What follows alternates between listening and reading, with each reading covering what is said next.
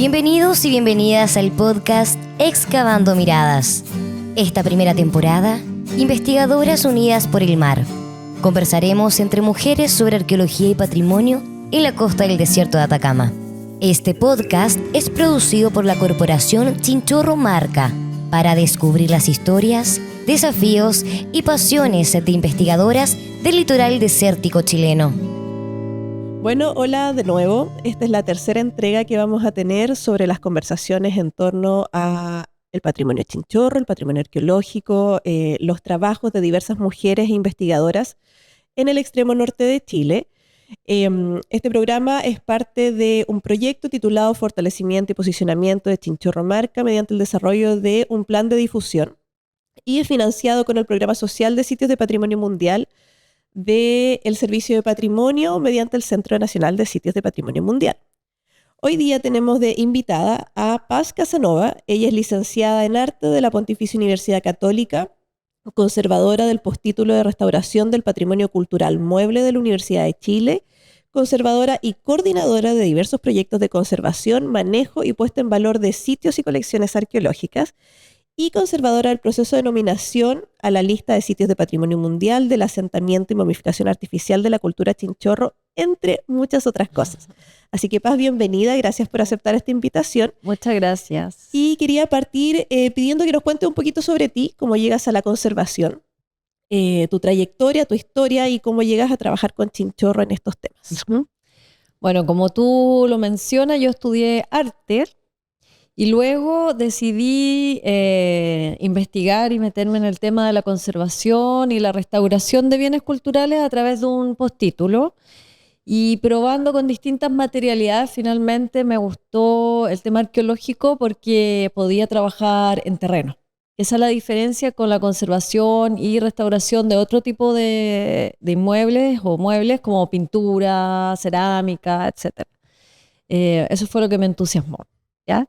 Y luego me vine a Arica, porque yo originalmente soy de Santiago, llevo 16 años aquí, porque bueno, Arica es la meca arqueológica, digamos. Atrapa Arica. Claro, y me quedé trabajando justamente inicialmente en planes de manejo, en varios proyectos que se desarrollaron en la región, desde el 2010 y 2012, proyectos generalmente financiados FNDR, y ahí partió todo. Todo con chinchorro también. Ahí comenzó, claro, sí. Cuando parte el expediente. Paz, a grandes rasgos, ¿qué hace una conservadora? ¿Qué es la conservación? ¿En qué trabajas? ¿Cuál es la relación también que ya un poco mencionaste con la arqueología? Pero ¿cuál es como el campo, tu día a día? Bueno, de forma general, la conservación es un trabajo que está enfocado a preservar, a proteger, a manejar bienes culturales muebles y también inmuebles, ¿ya? En este caso yo trabajo en arqueología y particularmente en la conservación de sitios arqueológicos. Nosotros vinculamos la conservación con es preventivo, es una acción preventiva y eso lo diferencia con la restauración, que la restauración es directa sobre los objetos. Entonces nosotros prevenimos, en el fondo, daños o alteraciones producto de agentes externos. Esa es la conservación. Súper. ¿Y cómo llegas a Chinchorro, a esta creación del expediente? ¿Cuáles fueron los hitos en realidad que tú consideras dentro de tu trabajo en el expediente en torno a la conservación de los sitios? ¿Qué fue lo que más te marcó? ¿Cuáles fueron también los mayores desafíos? Que hasta el día de hoy Chinchorro siempre tiene muchos desafíos, pero ¿qué fue lo más difícil y también qué es lo que consideras que fue lo más relevante de tu trabajo en esos años del expediente? Bueno, primero reconocer que hay una base anterior, como te comentaba, con los planes de manejo, claro, con el morro y desembocadura de camarones. Entonces, en el fondo no llegué así como sin ninguna información, sin base, sino como con todo este respaldo del trabajo que se hizo a través de la Universidad de Tarapacá y el CIDE en su momento. Y bueno, se armó este equipo técnico para continuar con una labor que ya llevaba muchos años en la universidad. Nosotros terminamos este proceso, pero hay que reconocer también que es un trabajo en conjunto con muchos especialistas y y un equipo grande de personas que llevaron a cabo este proceso de nominación. Tiene varias aristas, varios hitos el proceso de nominación, porque por un lado está la parte técnica, que yo creo que es lo más simple, entre comillas, pero también después de formular las bases para este expediente, hay dos puntos como fundamentales, que uno es como todo el manejo político, que ya sale de la región. Y eso también lo tuvo que llevar a cabo personas como especializadas que se mueven en todo ese mundo, sí, obviamente. Y por otro lado, todo el tema en relación a la UNESCO, o sea, presentar un formulario tal como ellos lo solicitaban. O sea, no era algo, salir del formato Fondesit, del formato investigación, del formato paper, era llenar un formulario según lo solicitado por la UNESCO y que era una experiencia nueva para todos nosotros. Entonces, claro, eso fue un desafío bien grande. Enorme. Enorme. Sí. Y sí, claro, porque las terminologías, los usos, las estructuras de UNESCO son bien diferentes a lo que trabajamos a nivel local. Y en la parte técnica del expediente, ¿qué fue lo que tú consideras que fue como primero lo que más te interesó, lo más llamativo, y después lo que te representó mayor dificultad en abordar un poco todo este capítulo de conservación que, bueno, permeaba hacia los otros capítulos también, como después de manejos y monitoreos que habían varias etapas, pero el capítulo en sí de definir, por ejemplo, los estados de conservación del sitio o quizás categorizar de pronto ciertas secciones o los puntos a monitorear, cómo se van identificando, a grandes rasgos, no así detalle a detalle, sino que para conocer un poquito más el proceso técnico. Yo creo que un desafío fue hacer un diagnóstico y crear como una herramienta que también se pudiese usar en un futuro. Como liberar un poco este proceso de diagnóstico de la misma conservadora o del conservador, porque tal como hoy día ocurre, ¿no es cierto? Ustedes están a cargo de la administración del sitio, entonces nosotros necesitamos generar algún tipo de herramienta que pudiera ser utilizada por la comunidad, por ejemplo. Entonces dejar una base, como una línea de base, y de ahí ir evaluando en un futuro cómo va evolucionando el sitio según los proyectos que se ejecutaran en él. Claro. Y el trabajo con las comunidades en este caso, porque, bueno, después viene una segunda, adelantándome ya, una segunda parte que tiene que ver con estas obras de emergencia que se hicieron a través del Consejo de Monumentos y de la consultora Hacer Patrimonio. Pero este trabajo con la comunidad, porque considerar que los tres componentes del sitio Chinchorro tienen personas viviendo ya sea dentro del área núcleo o del área buffer. Entonces esta interacción, hoy día tenemos un diagnóstico más o menos actual también ya con la corporación y post pandemia con todos estos procesos sociales, pero en esa época del expediente, ¿cómo fue acogida? ¿Cuáles fueron las potencialidades que puede haber tenido el trabajo con la comunidad o la presencia de ellos? ¿Y cuáles fueron también las complicaciones de tener a la comunidad adentro viviendo y opinando y viéndose afectada también por todas las decisiones técnicas que se podían tomar? Claro. Bueno, yo creo que tanto en el componente de Camarones y aquí en Arica, lo primero que tuvimos que hacer es como hacer un trabajo de base, como desmitificando ciertas creencias. O sea, desde que era Chinchorro y que iba a pasar en el caso de que resultara, ¿no es cierto?, la nominación a Patrimonio Mundial. También relevando el valor de los sitios, explicando que no se estaban presentando las momias en sí, sino los sitios. O sea, todo un trabajo como bien minucioso de base. También la realidad de Arica y de Camarones era completamente distinta. Nos costó mucho más, yo siento, trabajar acá en Arica. Era más, siento que el Morro era más accesible y todo, pero fue más complejo. Más difícil. Había una situación, sí, más compleja. En Camarones, la verdad es que la comunidad, desde el 2012, desde el plan de manejo hasta el proyecto que ejecutamos este año, siempre nos apoyó mucho. Tienen sus complejidades, obviamente, ahí, bueno, tú sabes mejor que nadie, todos los temas entre público, privado y todo. Pero yo creo que como personas y componentes de esa comunidad siempre apoyaron. O sea, y yo creo que cumplen un rol fundamental. Sí. Sobre todo hoy día. Más que quizás cuando nosotros hicimos el proceso de nominación, porque la situación ha cambiado también. Sí, de todas maneras. Y yo creo que son actores relevantes en la conservación de los sitios. Sí, sí, se han vuelto, bueno, para nosotros como Chinchorro Marca se han vuelto fundamentales también la presencia de ellos ahí, el interés que demuestran, porque claro, pese a todos los vaivenes que hay entre una comunidad además difícil de integrar también el mundo público, privado, político, pero pese a todo, claro, los sitios se han mantenido, las excavaciones abiertas estuvieron abiertas igual dentro de todo, sin mayores no sé, complicaciones, a diferencia de lo que pasó acá en Arica, que siempre tienen problemas de basura. Claro, sí. Entonces, claro, si bien son sitios bien invisibles, bien del subsuelo, con el caso de Camarones hay un cuidado. Pese a que a veces lo niegan, tienen un interés, yo creo, en mantener estos espacios lo más pulcro posible. Completamente, y yo creo que además ellos complementan el valor del sitio de alguna forma porque tienen un conocimiento del territorio que nadie más lo tiene. Entonces, saben historia, saben como arqueología de la arqueología. Sí, porque los han conocido a todos los que pasaron por allá. Los han conocido a todos, saben como tras bambalina todo lo que ocurre. Por supuesto, entonces, saben todos los chismecitos. Claro, y también un conocimiento del espacio que nadie más tiene hoy día. Entonces también es algo que yo creo que hay que proteger y valorar. Y potenciar. Sí. De todas maneras. Entonces ya pasando, yéndonos más a Camarones, ahora con las obras de emergencia del Consejo Monumento, si puedes contarnos un poquito en qué consistieron, para no adelantar yo más o menos por qué se solicitan a raíz de estas excavaciones, y cuál fue la labor de ustedes como consultora de trabajar, quizá la descripción más técnica, por qué quedaron los sitios como están ahora en un estado de mayor protección y resguardo. Sí.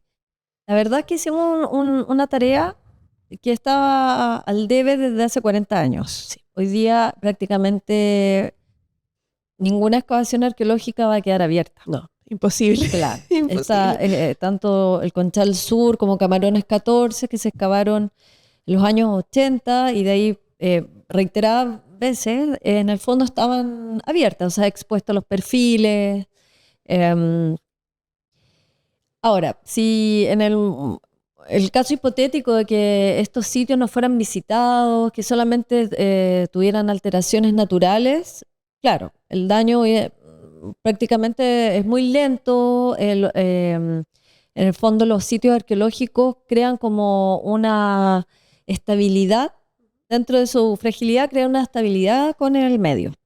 Pero en este caso igual hay una presión antrópica, o sea, del ser humano por distintas actividades no controlada. Entonces, igual había un riesgo de que rápidamente pudiese ocurrir un evento y perder parte de este potencial científico. Entonces se decide generar este proyecto y nosotros técnicamente lo que hicimos fue reenterrar los sitios, cerrarlos, ¿ya? Tanto con... O sea, bueno, cerco tenían, pero el Conchal Sur sí se puso cerco y cerrarlo con una técnica que nos dimos varias vueltas para... No fue fácil porque las condiciones de los sitios. O sea, sobre todo el Conchal Sur con una pendiente, una inclinación bastante abrupta y bueno, logramos cerrarlo y dejarlos como protegidos también bajo la expectativa de la comunidad, porque no querían cerrarlo 100%. Entonces dejamos como unas ventanas abiertas, unos perfiles abiertos para que de todas formas se pudiera mostrar la estratigrafía del Conchal, que es magnífica. Sí, sí, eso te iba a preguntar por este trabajo de la comunidad y esta manera un poco de convencerlos, que yo también quiero aprovechar. No sé si lo hice en las reuniones previas, yo creo que no por tiempo, pero de destacar y un poco felicitar la labor de ganarse a la comunidad dentro de estas obras, porque fue difícil también este gallito o esta aceptación completa a que se taparan los sitios. Si bien, claro, son sitios súper famosos, el Camarones 14 por la antigüedad de los cuerpos que se levantaron de ahí, pero eran básicamente hoyos de las excavaciones expuestos, claro. Entonces era a veces muy difícil ponerlos en contexto sin una mediación a través de una persona, si bien se pusieron carteles, pero no siempre tan complementados. Entonces nos pasó, bueno, a nosotros como Chinchorro Marca nos llegó por un lado el reclamo desde el lado del turismo, que se iban a tapar los sitios, también un poco de la academia, porque para los arqueólogos y arqueólogas sí es atractivo ir a ver el sitio abierto, pero pasaba que en el sentido turístico y también de puesta en valor no revestía mayor peligro que estuvieran abiertos, y por otro lado era una exigencia del UNESCO y desde el Consejo de Monumentos. Entonces, ¿cómo logran esta articulación de que la comunidad, porque en la visita que hicimos al sitio terminan aceptando de muy buena manera y entendiendo también este proceso? ¿Cómo logran esta integración finalmente y que por un lado ponen en valor y protegen estos sitios de la forma técnica, en apuntalar, por ejemplo, este perfil, cubrir el sitio, dejar delimitados los espacios, pero además también se aprovecha de proteger con la comunidad a favor y encargándose un poco y buscando y exigiéndonos también a los que trabajamos en esto continuidad en la difusión y en la puesta en valor de los espacios? Claro. ¿Cuál fue ese gatillo mágico? O sea, yo creo que la fórmula fue trabajar con ellos codo a codo. Súper. Porque trabajamos, o sea, fue un trabajo físico de levantar sacos. Lo vi. Que lo hicimos de Capitana Paje, todo levantando sacos, moviendo piedras, todo. Sacos con arena. Sacos con arena. Es un trabajo... entonces nos admirábamos mutuamente porque quienes nos ayudaron también eran personas mayores con una fuerza impresionante. Y también se reían de nosotros porque nos decían, ay, nosotros pensamos que ustedes, como éramos casi puras mujeres, que no levantábamos sacos, que no hacíamos fuerza. No se iban a ensuciar. Que no nos íbamos a ensuciar. Pero yo creo que cuando nos vieron que estábamos ahí trabajando a la par, como que de alguna forma nos ganamos su respeto también. Claro. Y nos dio tiempo y días para explicar el trabajo, para que lo pudieran entender. Y también a nosotros nos interesaba mucho que ellos nos contaran sus historias. Sí, tenían y los conocimientos que tenían de estos sitios. Entonces la verdad es que fue un trabajo como que no eran los profesionales y la comunidad, sino todos por igual. O sea, almorzábamos todos juntos, o sea, y así en el fondo como que creamos, no que seamos amigos, pero un lazo como muy... De confianza. De confianza, informal, no como esta cosa en la academia. Claro, muy separado siempre que se pone... Y también yo creo que entendieron lo que queríamos hacer, y también eso es súper importante, yo creo, para este tipo de proyectos, que no es generar expectativas. Sí. Porque muchas veces se generan muchas expectativas y cuando uno no las cumple, después no quieren saber nada. Sí.